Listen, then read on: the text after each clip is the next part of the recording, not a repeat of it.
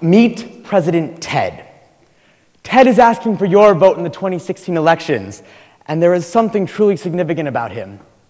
He is the perfect presidential candidate. Now, you may be wondering, why is there simply a blank screen up there? Well, that's because TED doesn't exist yet. We're going to create him. In 2009, C-SPAN conducted a nationwide survey of historians from all political ideologies to create an analytical ranking of our presidents. We are going to use that ranking as a cookie cutter to mold and create our ideal presidential candidate. But before we can get to that, we got to talk about some campaign strategies.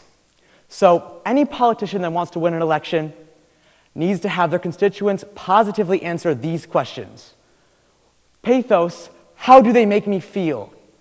Ethos, why should I trust them? And logos, what do they stand for? Now we're going to begin with pathos.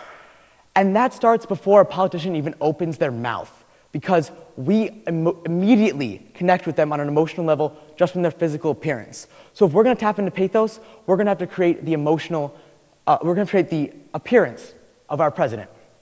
So this is our starting point. But this guy is going to get an extreme makeover, presidential style.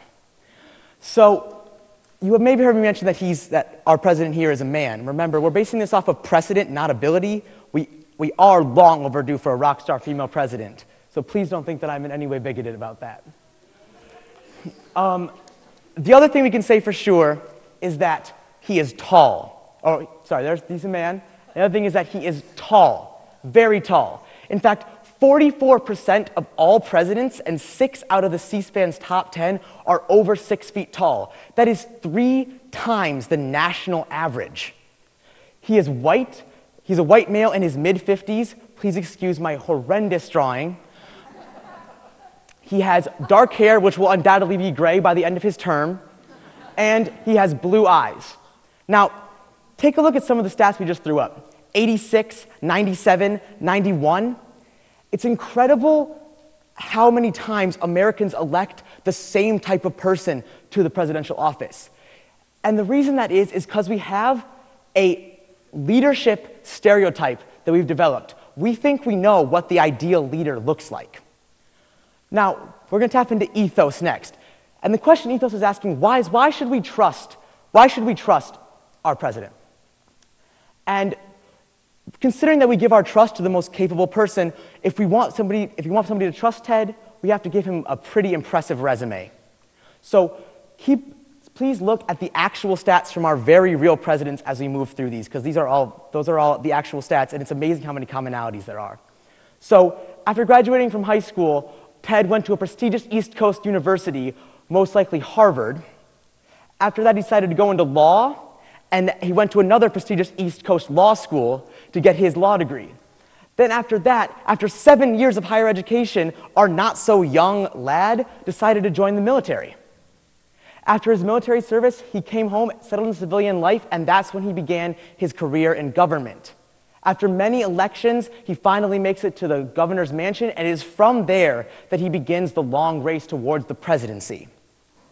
So now we've actually started the presidential campaign, so we can tap into the most important authority of all, and that is logos.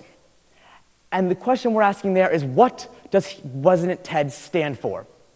What is the logical foundations that he's basing his political ideology on? Now, we can't say that he has any sort of political affiliation if we're expanding over all of US history, because parties have switched, transformed, and been completely destroyed over the course of it. But we can say one thing, and this might cause a little bit of a stir, but we can say that he's a liberal. And that's because 8 out of our top 10 presidents of the C-SPAN poll, which was taken from members of all political ideologies, were liberal. And I promise that's not a slight at conservatives, but it is a fascinating observation on American voting habits.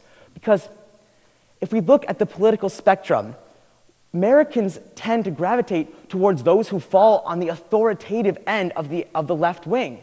I mean, take a look at our top 3 presidents. We have Abraham Lincoln, who instituted martial law. We have George Washington, who spent his presidency suppressing popular uprisings. And we have FDR, who federalized the national economy. These presidents were not afraid to use their power, even at the expense of some of our most cherished democratic ideals. And we loved them for it. But that brings me to one of the many catch-22s of the modern presidency, and that is, we still demand that strong leadership from our presidents, even today, but it must never come at the expense of our public freedom. We also demand that our presidents come into office with a vision, a plan for the future, but they also have to be tethered to the transient will of public opinion. We need a president that is representative of the common man, but is also an exceptional individual in and of himself or herself. Abraham Lincoln was excellent at balancing these 6 characteristics, and his ability to balance these with skill and do it deftly is one of the primary factors that both historians and laymen contribute to him being one of the greatest presidents of all time. And he is ranked #1 in our C-SPAN poll. But if we put all of these factors towards our president, we get a much fuller picture. And here's what he ends up looking like. Now, let's see what we did. Let's see how good of a job we did with him. So let's go to pathos. How does he make us feel? Well, obviously he's not real, but I feel pretty good about this guy because he looks the way that we think leaders should. He falls into this leadership characteristics that we have of the tall, relatively athletic build. And his middle age leads to him being old enough to have the experience necessary to lead, but also having the youthfulness needed to innovate. And maybe most importantly, he looks like he shares many of the characteristics of the majority of voters of our nation. So before we even hear President Ted speak, we see him as a natural-born leader, a pillar of wisdom, and we see a little bit of ourselves in him, and that's really, really important. And why do we trust him? Well, quite frankly, because he's extremely intelligent and accomplished. I mean, we often regard presidents who tote their degrees or politicians who tote degrees as pretentious, but we do admire their ability to handle intellectual conversation and handle debate.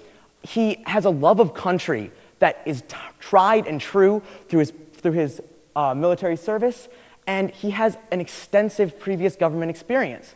So there's lots of reasons to trust him, but we get to the most important one again, which is logos. And what does President Ted stand for? Well, he's a powerful liberal, but he also will always protect public freedom. He has his own vision for the country, but ultimately will defer to the people. He is consistently extraordinary, but is also representative of the common man. So we have our president here, and we've asked the important questions. We've asked, how do we feel about him? Why do we trust him? What does he stand for? But we neglected to ask a question that I think is the most important one, and that is who? Who in the real world can stand up and be our President Ted? And the simple answer is nobody. Because there are millions of Americans that fit this leadership characteristics that we need, and there are thousands with the resume to back it up. But in the presidency, American society has created a position that is so full of contradiction and paradox that the idea of an ideal president is all but impossible. So maybe it's time that we as a nation stopped asking, what more can we expect from our leaders? What more can we take from them? And instead asked, what more can we give as citizens? Thank you.